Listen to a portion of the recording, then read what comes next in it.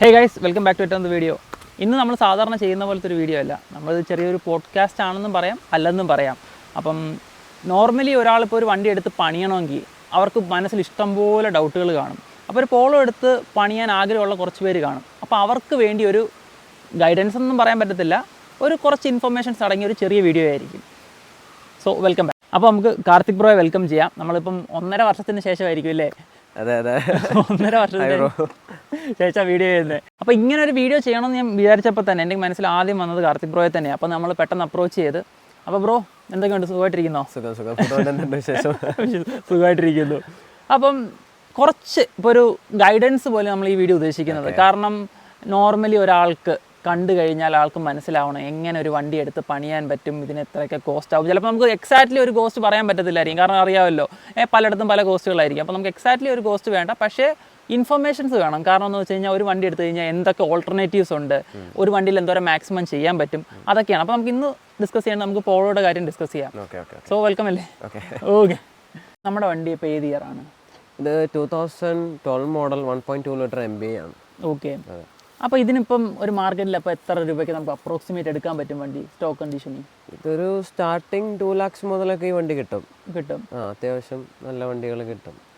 അപ്പം നമുക്കൊരു 2 lakh budget ഉണ്ടെങ്കിൽ ഒരു വണ്ടി എടുത്ത് ഇനിഷ്യലി നമുക്ക് തുടങ്ങാം. ഒരു ബിഗിനറിന് പോളോ ആഗ്രഹം ഉണ്ടെന്നുണ്ടെങ്കിൽ സ്റ്റാർട്ട് ചെയ്യാൻ പറ്റിയ ഇതാണ്. പിന്നെ മെക്കാനിക്കൽ സൈഡൊക്കെ നോക്കുകയാണെന്നുണ്ടെങ്കിൽ പുതിയ വണ്ടിയുടെ അത്ര വലിയ പ്രശ്നങ്ങളൊന്നും ഇല്ലാത്ത മോഡലാണിത്. അപ്പോൾ എന്തൊക്കെ നോക്കിയിട്ടാണ് സാധാരണ ഒരു വണ്ടി നമുക്ക് സെലക്ട് ചെയ്യാൻ പറ്റുന്നത്? മെയിനായിട്ട് പഴയ വണ്ടിയിൽ മെക്കാനിക്കൽ സൈഡ് മാത്രം നോക്കിയാൽ, പണിയാൻ ആണ് എങ്കിലും മെക്കാനിക്കൽ സൈഡ് മാത്രം നോക്കിയാൽ മതി. ബാക്കി സസ്പെൻഷൻ സൈഡ് ആണെങ്കിലും എല്ലാം നമ്മൾ ചേഞ്ച് ചെയ്യുകയാണ്, വേറെ നോക്കേണ്ട കാര്യമില്ല. എഞ്ചിൻ പെർഫെക്റ്റ് ആണോ എന്ന് മാത്രം നോക്കിയാൽ മതി. പിന്നെ ബോഡി ഇഷ്യൂസ്, കാര്യങ്ങൾ, റെസ്റ്റോ അങ്ങനെ എന്തെങ്കിലും ഉണ്ടോ എന്ന് മാത്രം നോക്കിയാൽ മതി. അപ്പോൾ ഈ ഒരു ബഡ്ജറ്റിനകത്ത് കിട്ടുവാണെങ്കിൽ, നല്ലൊരു വണ്ടി കിട്ടുവാണെങ്കിൽ നമുക്ക് എടുക്കാവുന്നതാണ്. ഓക്കെ. അപ്പോൾ ഇനിഷ്യൽ സ്റ്റേജിൽ നമുക്കിപ്പോൾ ഹെഡ്ലൈറ്റ്സിൻ്റെ ഭാഗത്തു നിന്ന് തന്നെ തുടങ്ങാം. ഹെഡ്ലൈറ്റിൽ എന്തൊക്കെയാണ് ഇപ്പോൾ മാർക്കറ്റിൽ അവൈലബിൾ ആയിട്ടുള്ള കാര്യങ്ങൾ? ഹെഡ്ലൈറ്റ്, ഇതിൻ്റെ ആഫ്റ്റർ മാർക്കറ്റ് ഹെഡ്ലൈറ്റ് ഒരു 3-4 മോഡൽ അവൈലബിൾ ആണ്. ഇതിനകത്ത് ഇപ്പോൾ ചെയ്തേക്കുന്നത് UU എന്ന് പറയുന്ന ഒരു പാറ്റേൺ ആണ് ചെയ്തേക്കുന്നത്. അതിനകത്ത് ഡ്യുവൽ ബീമും വരും, മാട്രിക്സ് ഇൻഡിക്കേറ്ററും വരും. ഓക്കെ. അങ്ങനെ. അപ്പോൾ അതിനൊക്കെ സാധാരണ ഇപ്പോൾ ഈ റേഞ്ച് എത്രയൊക്കെയല്ലേ ഇപ്പോൾ ഈ 3 വേരിയൻഷൻ നിൽക്കുന്നത്? ഹെഡ്ലൈറ്റിൻ്റെ പ്രൈസ് വന്നിട്ട് ശരിക്കും ഇതിൽ വരുന്ന ഈ ഹെഡ്ലൈറ്റിൽ വരുന്ന ബൾബിന് ഒട്ടും വെട്ടമില്ല. അപ്പം ഇതിൽ ഹെഡ്ലൈറ്റ് എടുത്തതിന് ശേഷം 2 ബൾബുകൾ മാറിയിട്ടുണ്ട്. മൊത്തം 2 സെറ്റ് ബൾബുകൾ മാറിയിട്ടുണ്ട്. ബൾബിന് മാത്രം എനിക്ക് തോന്നുന്നു ഒരു സെറ്റിന് 12,000 കോസ്റ്റ് വരുന്നത്. പിന്നെ ഹെഡ്ലൈറ്റ്സിന് വന്നിട്ട് 20 to 30 വരും. 20 to 30 വരും. അതെ. ഓക്കെ. അപ്പം ഇതാണ് ഇപ്പോൾ മാർക്കറ്റിനകത്ത് ആ ഒരു റേഞ്ചിനകത്ത് എല്ലാ ഹെഡ്ലൈറ്റ്സും കിട്ടും. എല്ലാ ഹെഡ്ലൈറ്റ്സും കിട്ടും. പിന്നെ ബാക്കി നമുക്ക് എന്തൊക്കെയാണ് ഇതിലിപ്പോൾ ചേഞ്ചസ് വരുത്തിയിരിക്കുന്നത്? ഇത് ശരിക്കും വണ്ടി നല്ലൊരു വണ്ടി ഞങ്ങൾക്ക് കിട്ടി. വേറെ അധികം പണികളൊന്നും ഇല്ലായിരുന്നു. ഓയിൽ ചേഞ്ചും കാര്യങ്ങളും മാത്രമേ ഇതിനകത്ത് ചെയ്യേണ്ടി വന്നിട്ടുള്ളൂ. മെക്കാനിക്കൽ സൈഡൊക്കെ പെർഫെക്റ്റ് ആയിരുന്നു ഈ വണ്ടി. ഇത് അത്യാവശ്യം കാശ് കൊടുത്തിട്ടെടുത്ത, അവൻ ആഗ്രഹിച്ചെടുത്ത വണ്ടിയാണ്. അപ്പോൾ ബാക്കി മെക്കാനിക്കൽ സൈഡ് കഴിഞ്ഞിട്ട് പിന്നീട് നെക്സ്റ്റ് പോയ സസ്പെൻഷനാണ്. സസ്പെൻഷൻ എയർ ചെയ്യണമെന്നുള്ളതുകൊണ്ട് ഞങ്ങൾ നേരെ എയർ സസ്പെൻഷനിലോട്ട് മാറി. അതിനുശേഷം ബോഡി കിറ്റ്സ്, ഇതിന് വരുന്ന ബമ്പേഴ്സൊക്കെ പഴയ മോഡൽ ബമ്പറാണ് വരുന്നത്. അത് GTയുടെ ബമ്പേഴ്സ് കയറ്റി. പിന്നെ വന്നിട്ട് ടൈൽ ലൈറ്റ്, GTIയുടെ ടൈൽ ലൈറ്റ്, അങ്ങനെ കുറച്ച് ചേഞ്ചസ്, സൈഡ് സ്കർട്ട്, അങ്ങനെ കുറച്ച് ചേഞ്ചസ് വരുത്തിയത്. അപ്പോൾ നമുക്ക് ഇതിനകത്തിൽ ഇപ്പോൾ സസ്പെൻഷൻ സൈഡിലേക്ക് തന്നെ വരാം. ഇപ്പോൾ ഓൾട്ടർനേറ്റീവ്സ് കിടക്കുന്നത് കോയിലോവേഴ്സ് ആണ്. അപ്പോൾ അതിൻ്റെയൊക്കെ എങ്ങനെയാണ് റേഞ്ചസും കാര്യങ്ങളൊക്കെ വരുന്നത് സാധാരണ? കോയിലോവേഴ്സ് ഞാൻ പേഴ്സണലി ചെയ്യുന്നില്ല, അതുകൊണ്ട് അതിൻ്റെ പ്രൈസ് ഞാൻ പറയുന്നില്ല. കാര്യം എന്താണെന്ന് വെച്ച് കഴിഞ്ഞാൽ ഒരു 50,000 എബോവ് പോവുകയാണെന്നുണ്ടെങ്കിൽ ബെറ്റർ എയർ സസ്പെൻഷൻ തന്നെയാണ്. കാര്യം സ്പ്രിങ്സ് ആണെങ്കിൽ പോലും നമുക്ക് ചില സ്ഥലങ്ങളിൽ എപ്പോഴും നമുക്ക് വിശ്വസിച്ച് കൊണ്ടുപോകാൻ പറ്റില്ല, അറിയാമല്ലോ, ലോക്ക് കിട്ടും. ഇത് തന്നെ ഈ പറയുന്ന ഹൈറ്റ് അഡ്ജസ്റ്റ് ചെയ്യാൻ പറ്റുന്നതുകൊണ്ട് മാത്രമാണ് നമുക്ക് എവിടെ വേണോ പോകാന്നുള്ള ഒരു കോൺഫിഡൻസ് ഉള്ളത്. ഇപ്പോൾ എവിടെയെങ്കിലും ഇപ്പോൾ നമുക്ക് ഫാമിലി ആയിട്ടോ ഫ്രണ്ട്സ് ആയിട്ടോ പോവുകയാണെങ്കിൽ ആദ്യമേ സ്പ്രിങ്സ് ആണെങ്കിലും ശരി, കോയിലോവേഴ്സ് ആണെങ്കിലും ശരി, റൂട്ട് മാപ്പൊക്കെ എടുക്കേണ്ടി വരും. എടുത്തിട്ട് നമുക്ക് റോഡൊക്കെ ഓക്കെ ആണോ നോക്കിയിട്ട് വേണം പോകാൻ. അല്ലാന്നുണ്ടെങ്കിൽ ഈ പറയുന്ന പണിയാണ്, പിന്നെ നമുക്ക് തന്നെ അതൊരു ബുദ്ധിമുട്ടാവും. ഓക്കെ. അപ്പം സസ്പെൻഷൻ സൈഡിലേക്ക് വരുമ്പോൾ ഇപ്പോൾ എയർ ചെയ്യണമെങ്കിൽ ഒരു എങ്ങനെയായിരിക്കും ഒരു കൊട്ടേഷൻ വരുന്നത്? നമുക്ക് നോർമൽ ഒരു ഹാച്ച് ബാക്കിനൊക്കെ ആണെന്നുണ്ടെങ്കിൽ ഒരു 1.40 ആണ് കോസ്റ്റ് വരുന്നത്. അപ്പം ബാക്കിയുള്ള കാര്യങ്ങൾ, ബമ്പേഴ്സ് വരുന്നത്, ഇതിന്റെ സ്റ്റോക്ക് വരുന്ന ബമ്പേഴ്സ് അല്ലല്ലോ ഇപ്പോൾ ഇതിലിരിക്കുന്നത്? സ്റ്റോക്ക് ബമ്പേഴ്സ് അല്ല, ഇത് GTയുടെ കിറ്റാണ്. ഇതാണോ ഇതിന്റെ അൾട്ടിമേറ്റ്ലി? ഇതിന് വേറെ ഓൾട്ടർനേറ്റീവ്സ് അവൈലബിൾ ആണ്? ഓൾട്ടർനേറ്റീവ്സ് അവൈലബിൾ ആണ്. ആർലൈൻ കിറ്റും ബാക്കി ഇതിന്റെ ഓണറിന് ശരിക്കും ഇത് ഒരു OEM സ്പെക്കിൽ ബിൽഡ് ചെയ്യണമെന്നൊരു ആഗ്രഹം ഉണ്ടായിരുന്നു. അതുകൊണ്ടാണ് GTA കിറ്റിലോട്ട് മാറ്റിയത്. അപ്പൊ GTA കിറ്റ് ഒക്കെ ചെയ്യുന്നതിന് അപ്പൊ സാധാരണ ഇപ്പൊ എത്രയാ കോസ്റ്റ് ഒക്കെ വരുന്നത്? GTA കിറ്റ് നമുക്ക് മാർക്കറ്റിൽ 2 ടൈപ്പ് അവൈലബിൾ ആണ്. ഒന്ന് വന്നിട്ട് ഒറിജിനൽ കിറ്റ് അവൈലബിൾ ആണ്, പിന്നെ ABS-ൽ തന്നെ ക്വാളിറ്റി കുറഞ്ഞ അവൈലബിൾ ആണ്. അത്യാവശ്യം നമുക്ക് നല്ല കിറ്റ് വന്നിട്ട് ഒരു 40-45 അടുപ്പിച്ച് വരും റേറ്റ്. ഓക്കെ, 40-45 റേഞ്ച് വരും. ഈ ഹെഡ്ലൈറ്റ്സ് ഒക്കെ ഫിറ്റ് ചെയ്യണമെങ്കിൽ ഇപ്പൊ എത്ര ദിവസമൊക്കെ എടുക്കും സാധാരണ? ഹെഡ്ലൈറ്റ്സ് ഫിറ്റ് ചെയ്യാൻ നമുക്ക് അധിക സമയം വേണ്ട, പെട്ടെന്ന് തന്നെ പരിപാടി പിന്നാണ് കുറച്ച് സമയത്ത് ആവശ്യമേ ഉള്ളൂ. ഓക്കെ, ഇപ്പൊ ചിലപ്പോൾ ആൾക്കാർക്ക് അത് മാത്രമായിട്ട് മാറേണ്ട ആളുകളുണ്ടെങ്കിൽ അപ്രോച്ച് ചെയ്യുവാണെങ്കിൽ ഞാൻ ചോദിച്ചത് അതുകൊണ്ടാണ് എസ്റ്റിമേറ്റ് ടൈം ചോദിച്ചത്. ഇല്ല, നമുക്ക് പെട്ടെന്ന് ചെയ്ത് കൊടുക്കാനുള്ള. പിന്നെ വേറെ എന്തൊക്കെയാണ് ഓൾട്ടർനേറ്റ്സ് വന്നേക്കുന്നത് ഇതില്? ഇതിനകത്ത് വേറെ ചെയ്തേക്കുന്നത് എന്താണെന്ന് വെച്ച് കഴിഞ്ഞാൽ 17 ഇഞ്ച് വീൽസിലോട്ട് അപ്ഗ്രേഡ് ചെയ്തിട്ടുണ്ട്. 17 ഇഞ്ചിൽ 7J വീല്, അതിനകത്ത് 205 40 സെക്ഷൻ ടയർ ആയിട്ടേക്കുന്നത്. ഓക്കെ, വേറെ ഏതൊക്കെ സൈസുകളാണ് ഇപ്പോൾ ഇതിൽ കോമ്പാക്റ്റബിൾ ആകുന്നത്? ബെറ്റർ ലുക്കിംഗ് 17, അതർവൈസ് 16 ഒക്കെയാണ്. 16 ആണ് സ്റ്റോക്ക് വരെ വരുന്നത്, 16 ആണ്. അപ്പം ഈ ടയേഴ്സ് ഇട്ടിട്ട് എങ്ങനെയുണ്ട് ഫീഡ്ബാക്കും കാര്യങ്ങളൊക്കെ? ഓക്കെയാണ്, വേറെ പ്രശ്നമൊന്നുമില്ല. പിന്നെ എത്രത്തോളം നമ്മൾ ടയറിന്റെ സൈസ് ലോ പ്രൊഫൈൽ ചെയ്യുന്നു അത്രത്തോളം കംഫർട്ട് ഇഷ്യൂസ് വരും, എന്നാലും കുഴപ്പമില്ല, ഓക്കെയാണ്. പിന്നെ ഇപ്പോൾ മിറേഴ്സും കാര്യങ്ങളൊക്കെ വരുമ്പോൾ മിറേഴ്സ് ശരിക്കും ഇതിന്റെ സ്റ്റോക്ക് മിററാണിത്. ഇതിനകത്ത് ഐലിഡ് അവൈലബിൾ അല്ല. അപ്പം നമുക്ക് ഇതിനകത്ത് സ്റ്റോക്ക് അന്നത്തെ മിററിൽ തന്നെ നമ്മൾ കസ്റ്റം ഫൈബറിൽ ഐലിഡ് ചെയ്തതാണ്. പുതിയ മോഡൽ പോളോയൊക്കെ ആണെന്നുണ്ടെങ്കിൽ നമുക്ക് ഐലിഡ്സ് ABS-ൽ അവൈലബിൾ ആണ്, പ്ലാസ്റ്റിക്കിൽ അവൈലബിൾ ആണ്. ഓക്കെ, അലോയ്സ് വരുമ്പോൾ ഉള്ള റേറ്റ്? അലോയ്സ് നമുക്ക് ഒരു 40 to 60 വരും. ഡിപ്പെൻസ്, അതിന്റെ ഡിസൈൻസും ബ്രാൻഡും അനുസരിച്ച് റേറ്റ് മാറിക്കൊണ്ടിരിക്കും.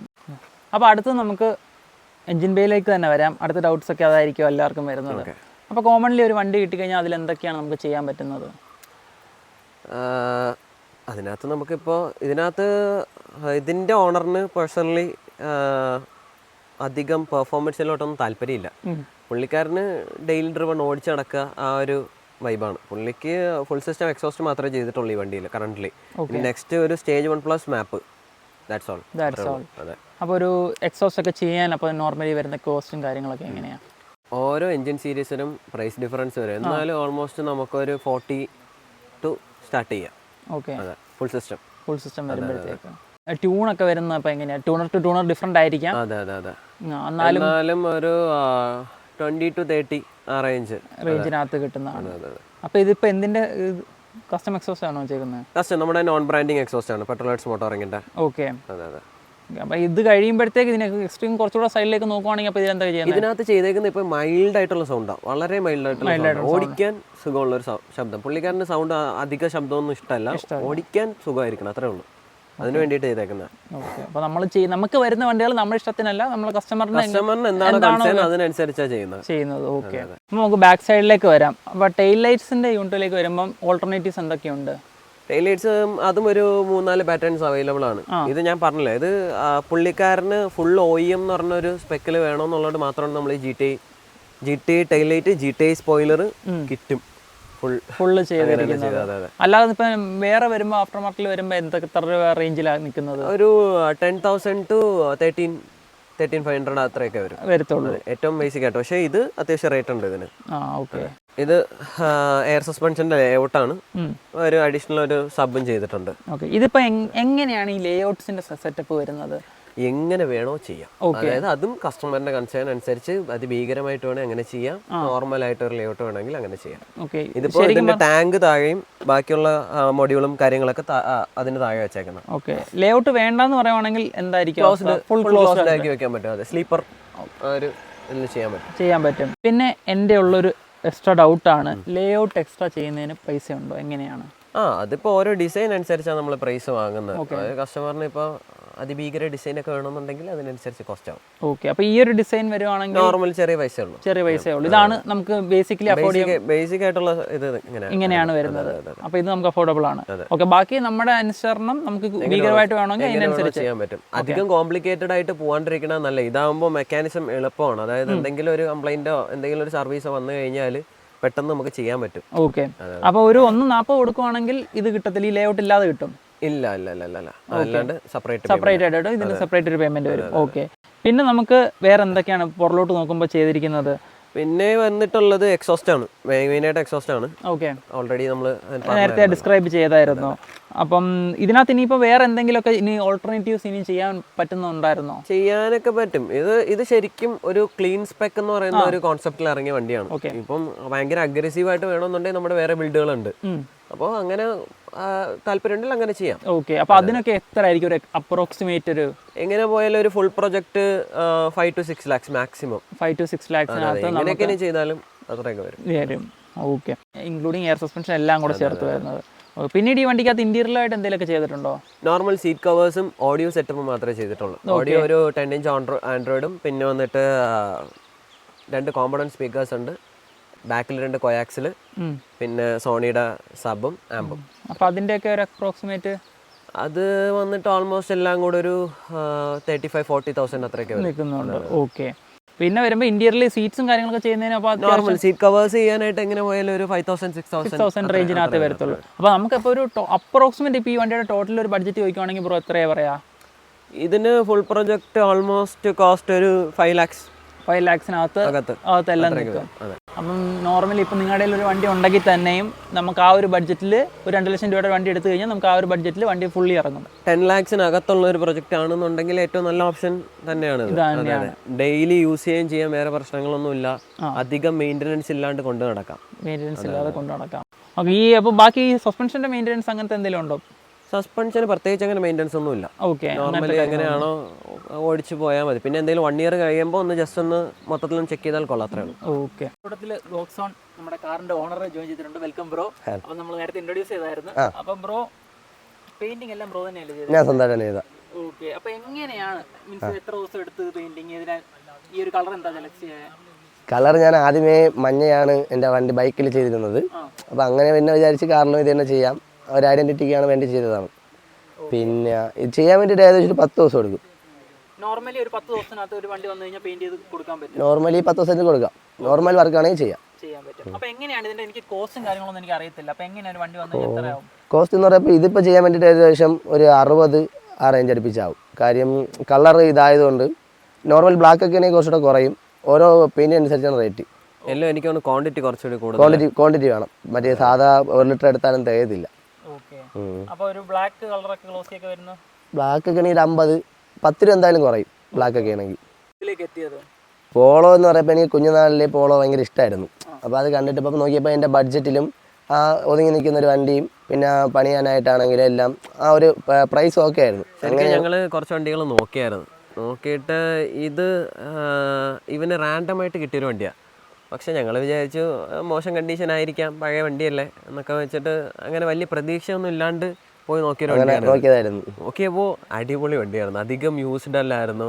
ഇതിന്റെ ഓണർ ശരിക്കും കാനഡയിലായിരുന്നു. ഒരു വർഷം ഒതുക്കിയിട്ടേക്കായിരുന്നു. അപ്പൊ തന്നെ വണ്ടി അന്ന് തന്നെ എടുത്തു. വണ്ടി അങ്ങനെ വന്നൊരു പ്ലാനാണ്, പെട്ടെന്ന് എടുത്തതായത്. ഇനി ഇതിൽ പ്രോജക്റ്റ് ബാക്കിയുണ്ട്, ഫുൾ കഴിഞ്ഞിട്ടില്ല. നമ്മളിങ്ങനെ ഓരോന്ന് ചെയ്ത് ട്യൂണിങ്, ഇനി അടുത്ത ട്യൂണിംഗ് ആണ് പ്ലാൻ ചെയ്യണം. അപ്പം ഇപ്പോഴത്തെ ഒരു കണ്ടീഷനിനകത്ത് ബ്രോ ഫുള്ളി സാറ്റിസ്ഫൈഡ് ആണ്. ഓക്കെയാണ്.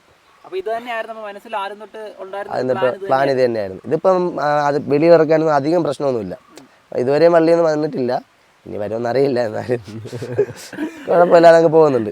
ദൈവം സഹായിച്ചു, വേറെ പ്രശ്നങ്ങളൊന്നുമില്ല. ഓക്കെ. പിന്നെ എൻ്റെ ഒരു ഡൗട്ടാണ്, മഞ്ഞയിലോട്ടാക്കി അപ്പോൾ നേരത്തെ ഏത് കളറായിരുന്നു? നേരത്തെ നീലയായിരുന്നു, സ്കൈ ബ്ലൂ. അപ്പം നീ ഇപ്പം മഞ്ഞയിലോട്ടാക്കിയപ്പോൾ എന്തൊക്കെ പ്രൊസീജിയേഴ്സ് ആയിരുന്നു ഉണ്ടായിരുന്നത്? മഞ്ഞയിലാക്കിയപ്പോൾ നമ്മളിപ്പോൾ വണ്ടി സ്റ്റോക്കായിട്ട് വണ്ടി RTOയിൽ കൊണ്ട് കാണിച്ചു. അപ്പോൾ പിന്നെ അവർ ഫുള്ള് ചെക്ക് ചെയ്തിട്ട് വേറെ കുഴപ്പമില്ല. ഈ അലോയും കാര്യങ്ങളൊന്നും ഇല്ലായിരുന്നു. അലോയി, ടെയിലൈറ്റ്, ഹെഡ്ലൈറ്റ് എല്ലാം ഫുൾ സ്റ്റോക്ക് ആക്കിയിട്ട് കൊണ്ടുപോയി കാണിച്ചു. അപ്പോഴേ കളർ മാറി, എന്നിട്ടാണ് ബാക്കി പരിപാടി ചെയ്തത്. ശരിക്കും എടുത്ത ഉടനെ തന്നെ ഫസ്റ്റ് ചെയ്ത പെയിന്റിംഗ് ആയിരുന്നു. മോഡിഫിക്കേഷൻ എന്ന് പറയുന്ന സൈഡിലോട്ടേ പോയില്ല. ഫസ്റ്റ് ചെയ്തത് പെയിന്റിങ് ചെയ്ത് നേരെ RTO കൊണ്ട് കാണിച്ചതിന് ശേഷമാണ് ബാക്കിയുള്ള വർക്ക്സ് ചെയ്തത്. എത്ര രൂപയുടെ പ്രൊസീജിയർ ആയിരുന്നു അത്? അത് ചെറിയ പൈസ എന്തേ ആയിട്ടുള്ളൂ, അത് ഏകദേശം 2,500 അത്രയൊക്കെ. നമ്മൾ ഏജന്റ് വഴിയാണ് പോയത്. ഡയറക്റ്റ് പോയി കഴിഞ്ഞാൽ ചെറിയ വള്ളി കിട്ടും. അതുകൊണ്ട് ത്രൂ ആണെങ്കിൽ വേറെ കുഴപ്പമൊന്നുമില്ല.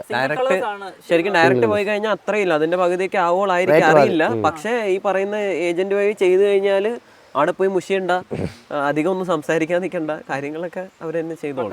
അതെ, നമുക്ക് പെട്ടെന്ന് പോയൊരു കാര്യം ചെയ്യാനായിട്ട് പറ്റില്ലല്ലോ, എന്താണ് ഏതാണെന്ന് അറിയില്ല. അവിടെ ചെന്നാൽ അവർ തന്നെ എല്ലാ കാര്യങ്ങളും, പേപ്പർ വർക്കും കാര്യങ്ങളെല്ലാം അവർ തന്നെ ചെയ്തു തരും. വണ്ടി മാത്രം നമ്മൾ സബ്മിറ്റ് ചെയ്താൽ മതി. അപ്പം എൻ്റെ അടുത്ത ഡൗട്ട് എന്ന് വെച്ച് കഴിഞ്ഞാൽ അപ്പോൾ ബ്രോ ഇപ്പോൾ ഞാൻ ആദ്യമേ പറഞ്ഞായിരുന്നു ഇപ്പോൾ നമുക്കൊരു പോളോ എടുത്തിട്ട് പണിയാൻ ആഗ്രഹിക്കുന്ന ഒരാൾക്ക് ഒരു റെഫറൻസ് വീഡിയോ ആയിരിക്കും ഇതെന്ന്. അപ്പോൾ ബ്രോയുടെ സൈഡിൽ നിന്ന് എന്തൊക്കെയായിരിക്കും ചിലപ്പോൾ ഒരു ഇത് കൊടുക്കുന്നത്? എന്തായാലും എനിക്ക് എൻ്റെ പേഴ്സണലി പറയാനുള്ളതെന്ന് വെച്ച് കഴിഞ്ഞാൽ ഇതുവരെയും വേറെ വലിയ പ്രശ്നങ്ങളൊന്നും വരാറില്ല. എല്ലാവരും മെയിൻ്റെനൻസ്, ഈ വണ്ടിക്ക് പിന്നെ പൊതുവെ മെയിൻ്റെനൻസ് കുറവാണ്, അത്ര വലിയ നമ്മളെ കൈക്ക് നിൽക്കും, കാര്യം അത്ര വലിയ സീനൊന്നും വരാറില്ല. പക്കയായിട്ട് നോക്കുകയാണെങ്കിൽ ഇതിന് പിന്നെ എല്ലാം പക്കയായിട്ടാണ് നോക്കുന്നത്, അതുകൊണ്ട് തന്നെ ഇതുവരെ അങ്ങനെ വലിയ പ്രശ്നങ്ങളൊന്നും വരാറില്ല. പിന്നെ ചെറുതായിട്ട് നമുക്ക് നൈസായിട്ട് അങ്ങ് കൊണ്ടുപോകാം. യൂസ് ചെയ്യുമ്പോൾ നമ്മൾ എപ്പോഴും നല്ല രീതിക്ക് യൂസ് ചെയ്ത് കഴിഞ്ഞാൽ വേറെ പ്രശ്നമൊന്നുമില്ല. വണ്ടിയെ നശിപ്പിക്കാണ്ട് ബൈക്കുക, അതാണ് അത്രേ ഉള്ളൂ. അപ്പോൾ വണ്ടി പണി തരാണ്ടിരിക്കും. അതെ, അത് ഏത് വണ്ടിയുടെ കാര്യമാണെങ്കിലും പണി വരുമെന്ന് പറഞ്ഞ് പേടിച്ച് ഇത് എടുക്കാതിരിക്കണം. അത്രേ കണ്ണുടച്ച് പറയാം. പക്ഷെ വണ്ടി ഇതിപ്പോൾ 1 ലക്ഷം രൂപയ്ക്കും ചിലപ്പോൾ ഇപ്പോൾ പോളോ കിട്ടും, പക്ഷെ അങ്ങനെ എടുത്തു കഴിഞ്ഞാൽ പണി കിട്ടും. ഒരുവിധം നല്ല വണ്ടി എടുക്കുമ്പോൾ മെക്കാനിക്കൽ സൈഡ് കാര്യങ്ങളൊക്കെ ലോ കിലോമീറ്റർ ആയിരുന്നു, ഒരു 58 നമ്മൾ എടുക്കുന്നത്. പിന്നെ 65 അടുപ്പിച്ചിട്ടായിട്ടുള്ളൂ. ഇന്റീരിയറിൽ നമ്മൾ മെയിനായിട്ട് സ്റ്റിയറിംഗ് ചേഞ്ച് ചെയ്തിട്ടുണ്ട്. ഏറ്റവും പുതിയ മോഡലിലെ സ്റ്റിയറിംഗാണ് വെച്ചേക്കുന്നത്. പിന്നെ ഓഡിയോ അപ്ഗ്രേഡ് ചെയ്തിട്ടുണ്ട് ആണ് ചെയ്തേക്കുന്നത്. പിന്നെ സീറ്റ് കവേഴ്സ്, ക്ലസ്റ്ററിൽ വരുന്നത് പഴയ വണ്ടിക്ക് ഒരു റെഡ് കളർ ലൈറ്റാണ്, അത് മാറ്റിയിട്ടുണ്ട്. അത് ഭയങ്കര ഒരു ഇറിറ്റേഷനാണ്, രാത്രി ഓടിക്കുന്ന സമയത്ത് ഭയങ്കര ബ്രൈറ്റാണ് റെഡ്, അത് മാറ്റിയിട്ട് വൈറ്റ് ആക്കിയിട്ടുണ്ട്. ഇതിൻ്റെ ഇൻറ്റീരിയർ ശരിക്കും പറഞ്ഞു കഴിഞ്ഞാൽ ഒരു ഐവറി ഷെയ്ഡാണ് വന്നുകൊണ്ടിരുന്നത്. സീറ്റാണേലും ഡാഷ്, ഡോർ പാഡ് കാര്യങ്ങളൊക്കെ അത് പെയിൻറ്റിങ്ങിൻ്റെ സമയത്ത് അവൻ തന്നെ സ്വന്തമായിട്ട് ഫുള്ള് ബ്ലാക്ക് ഔട്ട് ചെയ്തതാണ്, ഫുള്ള് ഇളക്കി ചെയ്തതാണ്, ഇൻക്ലൂഡിങ് റൂഫ് ഉൾപ്പെടെ ഫുള്ള് ബ്ലാക്ക് ചെയ്തു. ആ റേറ്റ് ഇത്ര ആവത്തുള്ളൂ. കാര്യം ഫുള്ള് നമ്മൾ പെയിന്റ് ചെയ്യുന്ന സമയത്ത് എന്തായാലും സ്ട്രിപ്പ് ചെയ്യണമല്ലോ വണ്ടി, ആ സമയത്ത് പിന്നെ പെയിന്റ് ചെയ്യാൻ എളുപ്പമാണ്. മാറ്റാൻ പറ്റുമെന്ന് വെച്ച് കഴിഞ്ഞാൽ നമുക്ക് അഡീഷണൽ എന്ത് വേണോ ചെയ്യാം. ക്ലസ്റ്റേഴ്സ് വേണമെങ്കിൽ മാറ്റാൻ പറ്റും, ആംബിയൻ ലൈറ്റ് വയ്ക്കുക, അങ്ങനെ ആവശ്യം ഉള്ള എന്താണോ നമുക്ക്. ഇപ്പോൾ നമുക്ക് അവന് പേഴ്സണലി ഈ പറയുന്ന പോലെ വലിയ ആഡംബരങ്ങൾ ഇഷ്ടമല്ല, അതുകൊണ്ടാണ് ക്ലീൻ ആയിട്ട്. ശരിയാ, ചിലർക്ക് ഈ ലൈറ്റ് സെറ്റപ്പ് ഒക്കെ ഭയങ്കര ഇഷ്ടം ഉള്ളവരുണ്ട്, ഈ ഡോർ പാഡിലും കാര്യങ്ങളൊക്കെ. അതൊക്കെ ചെയ്യണമെന്ന് വെച്ച് കഴിഞ്ഞാൽ ചെയ്യൊക്കെ ചെയ്യാം. മൈൽഡായിട്ട് ഇനിയിപ്പം ഇനി നെക്സ്റ്റ് സ്റ്റെപ്പിൽ എന്തൊക്കെയാണ് ആഗ്രഹങ്ങൾ? മാപ്പ് ചെയ്യണമെന്ന് ആഗ്രഹമുണ്ട്. ഇനി അത് കഴിഞ്ഞിട്ട് റാപ്പ് ചെയ്യാൻ ആഗ്രഹമുണ്ട്, പക്ഷെ ഇത് പുറത്തിറക്കാൻ പറ്റില്ല എന്നൊരു അതുകൊണ്ടാണ് പിന്നെ അങ്ങ് മാറ്റി വെച്ചേക്കുന്നത്. ഓക്കെ, ഇത്രയും തന്നെ. പിന്നെ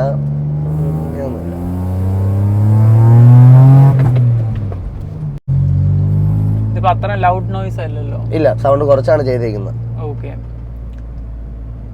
അപ്പൊ എടുക്കുന്നതിന് മുന്നേ തന്നെ ഇപ്പൊ ഇത്ര ഒരു ബഡ്ജറ്റിൽ ഒരു ഫുള്ളി നമ്മൾ പ്ലാൻ ചെയ്തിട്ടാണ് ഇറക്കിയത്? ഫുള്ളി പ്ലാൻ ചെയ്തിട്ടാണ് ഇറക്കുന്നത്. ഓക്കെ, ഇനിയപ്പോ ഇതിൽ ട്യൂൺ ഇടാനാണോ പോകുന്നത്? ട്യൂണും ചെയ്ത് റാപ്പും ചെയ്ത് പിന്നെ പുറത്തിറക്കാത്ത രീതിയിലുള്ള ചെയ്യണമെന്നുണ്ട്. പിന്നെ ഇതുള്ളതുകൊണ്ട് പക്ഷെ ഇത് വേറെ വണ്ടി എടുക്കണം, എന്നിട്ടേ ഞാൻ അങ്ങനെ ചെയ്യത്തുള്ളൂ.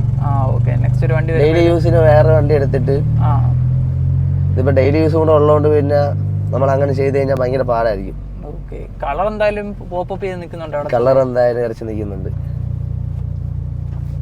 അകത്ത് ചേഞ്ച് ചെയ്തേക്കുന്നത്? ഇത് ചേഞ്ച് ചെയ്താണ്. സ്റ്റോക്ക് വരുന്നത് നമുക്ക് അതിൽ ബ്ലൂടൂത്തും കാര്യങ്ങളും സബ്ബൊന്നും കണക്ട് ചെയ്യാൻ പറ്റത്തില്ല, ഇത് മാറിയിട്ടുള്ളതാണ്. ഓക്കെ, അപ്പൊ ഇതിന്റെ എസ്റ്റിമേറ്റ് എന്തോരം കോസ്റ്റിലേക്ക് നമുക്ക് ചെയ്യാൻ പറ്റുന്നതാണ്? ഇതെല്ലാം കൂടി എനിക്കൊരു 20 അടുപ്പിച്ചായി. അതായത് സബ്, ആമ്പ് ചെയ്തിട്ടുണ്ട്. ഞാൻ നേരത്തെ നമ്മൾ കണ്ടായിരുന്നു, വീഡിയോക്കകത്ത് ഉണ്ടായിരുന്നു. അപ്പം എല്ലാതും കൂടെ 20 രൂപ ബഡ്ജറ്റിനകത്ത്? 20 രൂപ ഫിറ്റിംഗ് ഉൾപ്പെടെ. ഓക്കെ,